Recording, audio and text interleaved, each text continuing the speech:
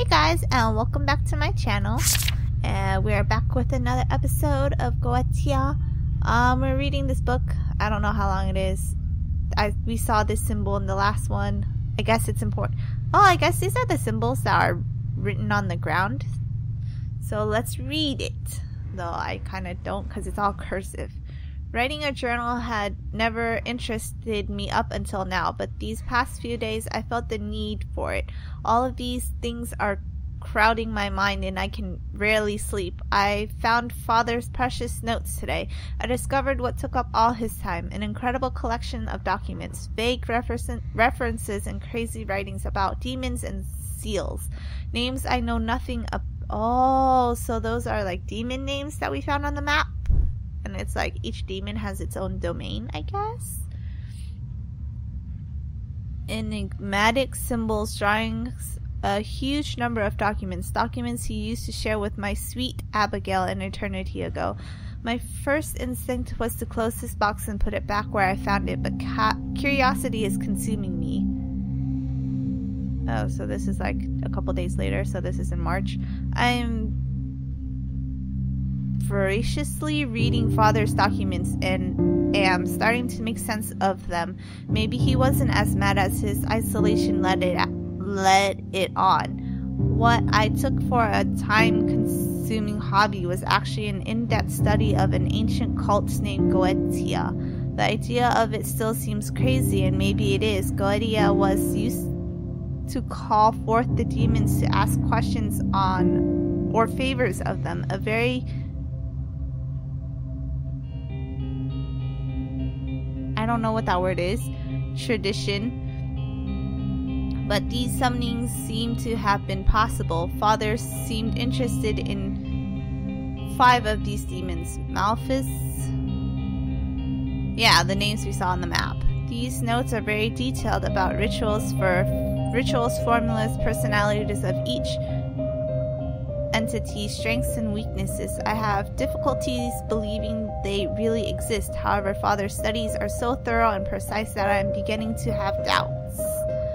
Curiosity is guiding me towards knowledge. I tried some of the rituals this past week. I'm happy I can isolate myself, as I feel somewhat ridiculous saying out loud these summoning words taken from a strange language or whatever. I wonder if that stupid little window is in there, where I have had no success yet. This quest is consuming me. I spend entire days writing down the questions I want to ask the demons, as well as behaviors and words I should avoid in their presence. I chose Malphus. He seemed to be the less deranged of the demons among those I read about, and I hope he is not so dangerous, but he doesn't seem to hear me. I'm growing desperate. War is coming. I can feel it. The people of Oak Marsh are different. Nervous. The enemy is far from our front door, however, and I can't stop but feeling they are reacting strangely to my own presence. I couldn't explain this feeling. I feel feverish, confused. I can't sleep. I can't believe it. Malphus answered. I first perceived an indescribable noise as a huge hammer was hitting the walls around me. Then a wind filled the room, coming from under the doors. I swear I heard the rustle of feathers as if thousands of birds were flying around the room. When he started speaking to me, I froze, too stunned to utter a single word.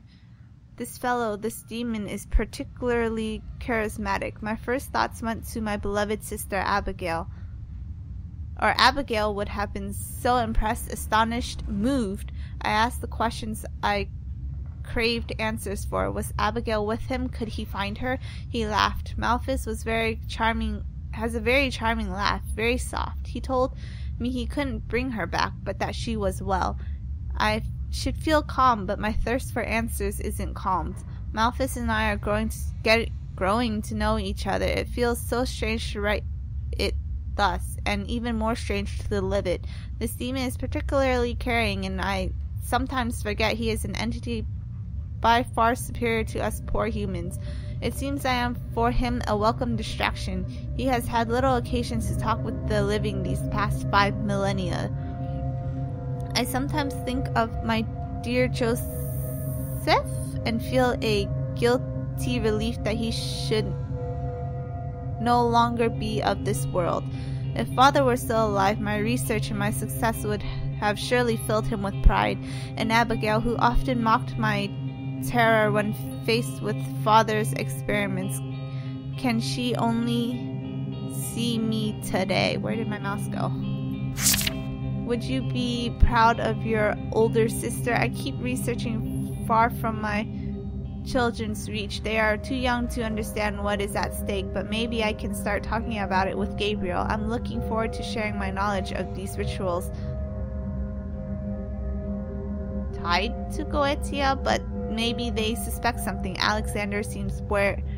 Oh, so it's her kids that were writing those notes. They are here. They started bombing London yesterday. Mrs. Matthews and her husband left Oak Marsh a few days ago, leaving everything behind. I'm worried. What will my children grow up in? Can I even imagine what tomorrow will look like? When I asked Malthus, he had this amused look he often has, the one that annoys me so much. Arrogant heaps of feathers. He doesn't care of cause. Hell is far more peaceful place than earth, he said. I exchanged a few words with... Is that E.L. Eliza? The Vicar? I couldn't stand not sharing my research, but his reaction surprised me. He told me he had been eagerly waiting this day. Who other than me could know so much about this subject? The Vicar, I don't know, offered me his help. How could a man of God conduct such research trying to call forth demons? I think I'll accept his offer. I only browsed through some of Father's work, and demonic invocations is only a small part of Goetia, and I can't count on Malthus, who refuses to answer my questions on the subject, but that malicious bird can laugh as much as he wants. I'll get my answers. Oak Marsh is now empty. I have a ghost town at my door. Goetia is a discreet art, and I suppose the last rituals convinced the bravest of them to leave their home. Let them go. I don't need their idiotic prejudice. When our enemies will be at our doors, at least I will have something to welcome them with. Gabriel, my sweet Gabriel, I wasn't sure you'd understand. I love you so much, Robert Edward. I hope you'll understand the importance of this quest. There is no hope left. I won't be here when the disgusting invaders arrive, but let them try and get close to my children. They will regret it. Come and colonize Oak Marsh. See what I care. None of those short-sighted villagers supported me when I needed it. They don't deserve to be remembered, but if they come inside Blackwood Manor, I will rain down hell on them. Thank you, Anton I don't know. From the bottom of my heart, thank you so much. Everything will soon be ready. I won't be here to see the world crumble, but... Or wait, you don't look as arrogant and mocking as before, Malthus. Don't worry, I'm not heartless. You won't be alone. A few friends will join you. The spell is sealed. Abigail, please wait for me here. Hear me. Heed my call. Wait, she's the one that brought us back to life? That was long. That took me like 10 minutes to read. There's a massive book. It must be important. I might be somewhat altered, but even so, there's no way I can read that book without finding a way to get it off the shelf. Oh, okay, so I can't do anything with it for now. There's only... okay. So I can't do anything else in this room for now. So that's... okay. I used to hide in this wardrobe. Annie never found me in here. Does that mean I have to hide in there again? This box contains some kind of white powder. A hollowed skull, one of Mother's eccentricities. I suppose it must have come from the upstairs library.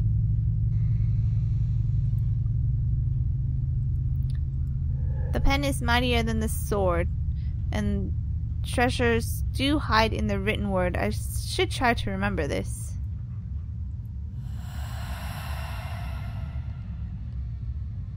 I can write something, but... What? I can't... Oh!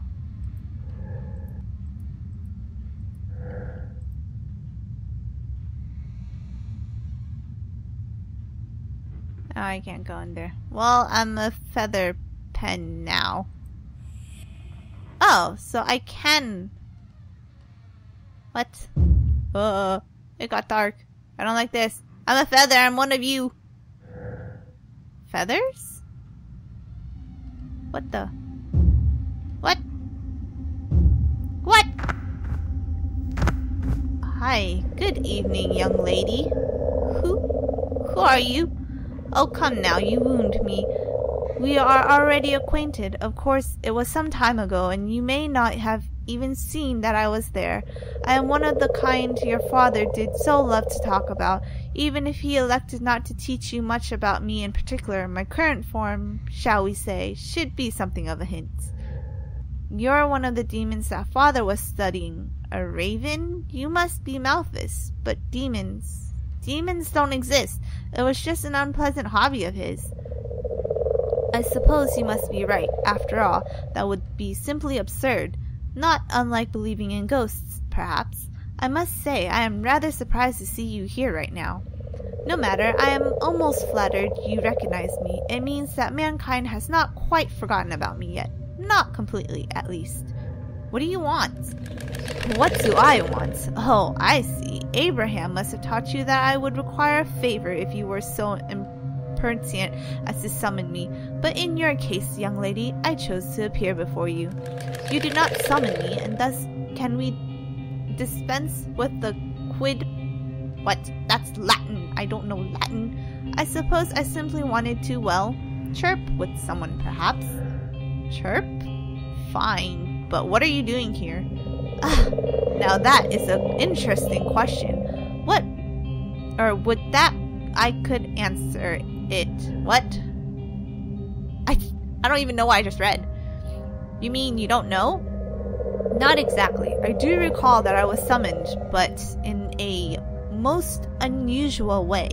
Annie, she called me and we chirped for a time, but she deceived me and trapped me within these walls. All I know is that some part of me remained in the cozy confines of hell, while the remainder, well, is the manor itself, or something like that.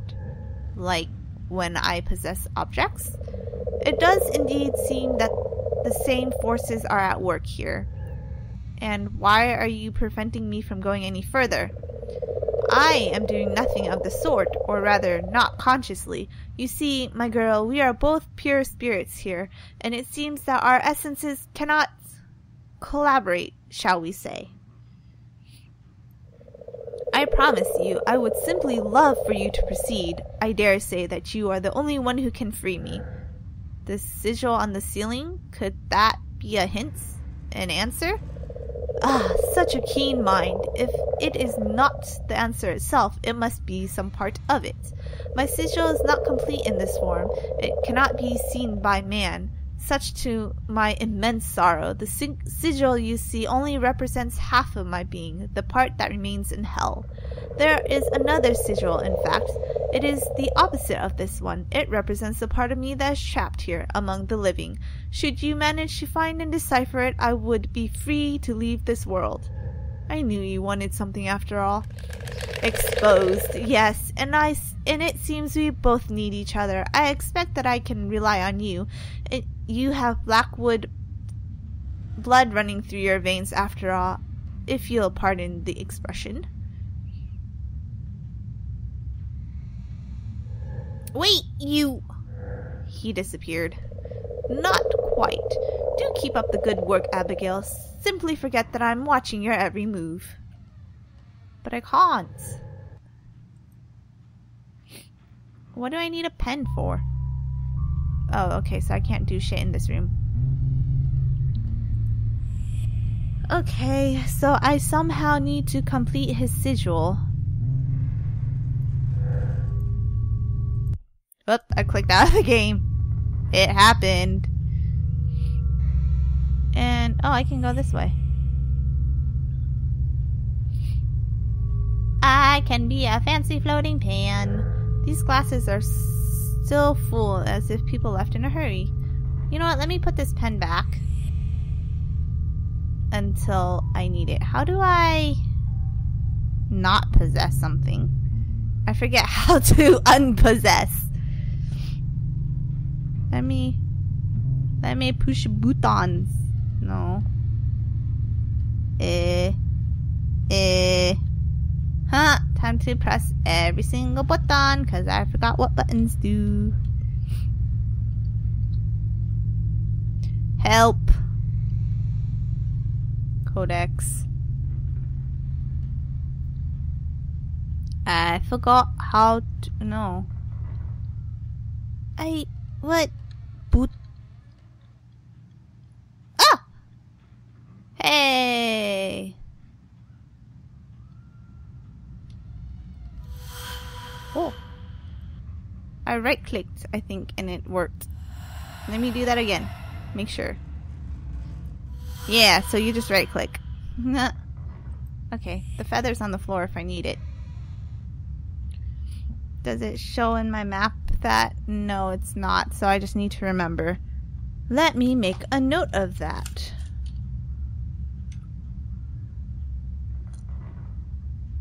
One, 2, 3, 4, 5. Wait. Yeah. Room. From. I spelled from wrong.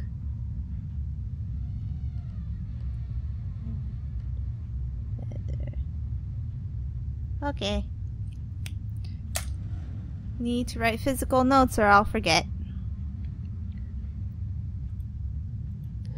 The dumbwaiter is connected to the kitchen in the basement. You have a kitchen in the basement? Oh, this is what this... Now what? Oh, I guess it's for a puzzle later on. Robert Hodgkins, 14 years old. Why is that important? Gabriel, 31 years old. Okay. Robert is 14.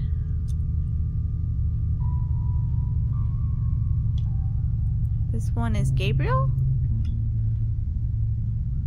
31 years old. How come he doesn't have a death date? 1939. Or maybe that's his date? I don't know. Annie is 1940. So a year after. Annie Hodgkins. Annie Hodgkins. Annie as a grown-up. I still recognize her though. Good for you. Alexandra Hodgkins. Alex. Equals 28 years old. I don't know why I'm writing these stuff down. Maybe they'll be important one day. I don't know if they're important yet. Hey, there's one more. I never knew... No, I will never know the taste of this wine. I'm pretty sure you don't want to know. I actually don't like wine. I don't like alcohol in general. 1940. Alcohol tastes nasty to me. There's dear Miss Ward, the housekeeper, and she has her eyes... Wait, and she has her keys even in this painting. Her eyes. Of course she has eyes. This ruined tower reminds me of the one the villagers were talking about in the woods on the estate. Okay, I'll guess. was, of course, Father's armchair. Okay, I guess that will be all to this episode. Thank you for watching. Please leave a like and subscribe and share this video with your friends. And I'll see you in the next episode. Bye!